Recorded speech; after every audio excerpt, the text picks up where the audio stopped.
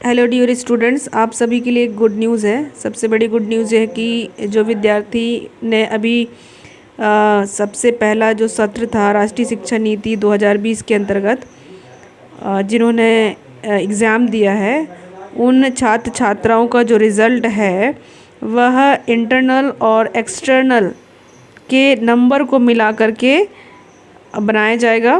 तो जो रिज़ल्ट आपका घोषित होगा, वो आपका जो रिज़ल्ट घोषित होगा वह इंटरनल और एक्सटर्नल के मार्क्स जोड़ करके होगा। तो आप अपने उच्च शिक्षा विभाग मध्य प्रदेश शासन की ओर से यह सूचना जारी कर जारी की जा चुकी है। और यह सभी उच्च शिक्षा विभाग के अंतर्गत आने वाले सभी जो यूनिवर्सिटीज़ हैं, उनके कुलपति और कुल सचिव को इस प्रकार की निर्देश दिए जा चुके हैं कि जो आपका जो परिणाम है, रिज़ल्ट है, वह राष्ट्रीय शिक्षा नीति के अंतर्गत ही किया जाए। तो यह जो आदेश है जारी हुआ है 30/9/2022 को भोपाल से कार्यालय आयुक्त उच्च शिक्षा मध्य प्रदेश से। तो इसको मैं पढ़ के आपको सुना देती हूँ।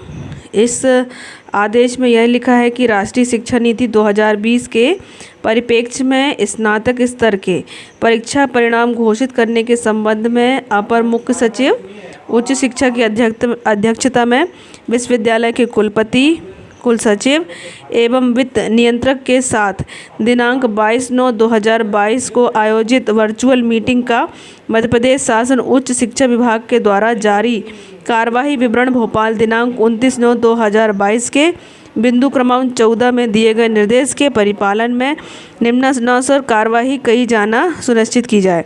तो जिसमें बिंदु क्रमांक 14 में दिए गए निर्देश के परिप्रेक्ष्य में राष्ट्रीय शिक्षा नीति 2020 के पालन में स्नातक स्तर के नियमित एवं स्वाध्यायी विद्यार्थियों के सैद्धांतिक विषय के अंकों को जोड़कर परीक्षा परिणाम घोषित किया जाए।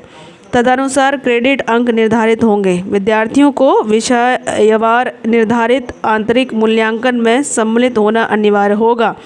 इसी अनुक्रम में आधार पाठ्यक्रम के प्रश्न पत्रों में दोनों विषयों के प्राप्तांकों को जोड़कर परीक्षा परिणाम घोषित किया जाएगा। सत्र 2021-22 की वार्षिक परीक्षा में किसी विशेष कारणों से वंचित विद्यार्थियों को परीक्षा देने का एक अवसर दिए जाने का भी निर्णय लिया गया है। तो विद्यार्थियों, तो खुशी की बात है कि आपको इंटरनल और एक्सटर्नल नंबर मिलाकर के आपके परिणाम घोषित होंगे। पर इसका मतलब ये नहीं है कि आप थ्योरी की पढ़ाई नहीं करेंगे, यूनिवर्सिटी एग्ज़ाम की तैयारी नहीं करेंगे।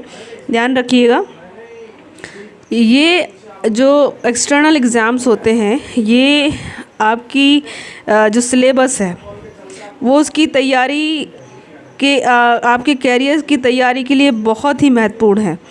तो राष्ट्रीय शिक्षा नीति का उद्देश्य आपको पास करना नहीं है। राष्ट्रीय शिक्षा नीति का उद्देश्य आपके अंदर स्किल डेवलपमेंट करना है। तो इसीलिए आपको मेजर माइनर इलेक्टिव वोकेशनल्स की कैटेगरी वाले सब्जेक्ट्स आपको चूज़ करने के अलाउ किए गए हैं। तो आप उसके महत्व को ज़रूर समझिएगा।